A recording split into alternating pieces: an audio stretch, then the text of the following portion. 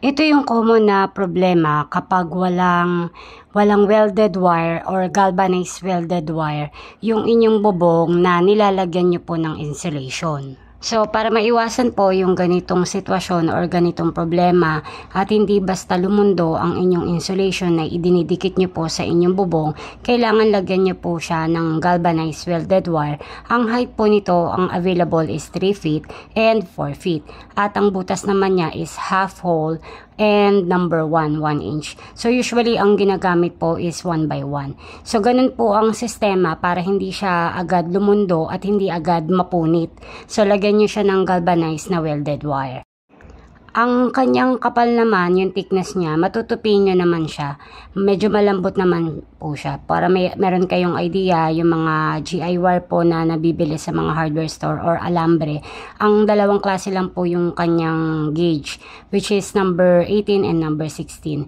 So itong ating galvanized welded wire, ang gauge niya is number 18 or number 19. So naglalaro sa ganun. Medyo malambot siya compared sa mga alambre. So, yung alambre natin na common na nabibili is yung number 16. Medyo matigas yun. So, ganun lang siya kalambot. At pwede naman pong bumili nito na per meter. Pero, syempre, kapag ang binili nyo po is per meter, mas mahal siya.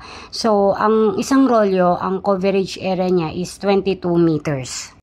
So, itong galvanized welded wire or chicken wire ay usually na ginagamit sa mga temporary na fencing at sa mga kulungan ng mga kalapati or ng mga hayop, kulungan ng manok, at ginagamit din siya temporary sa storage na bodega. So, mas maganda kung gagamitin niyo po yung mga wire mesh or welded wire sa mga kulungan. Mas okay kung pintahan niyo po siya dahil kinakalawang din po siya. Pero, kung gusto niyo po na hindi kinakalawang, meron naman po mga plastic screen like this.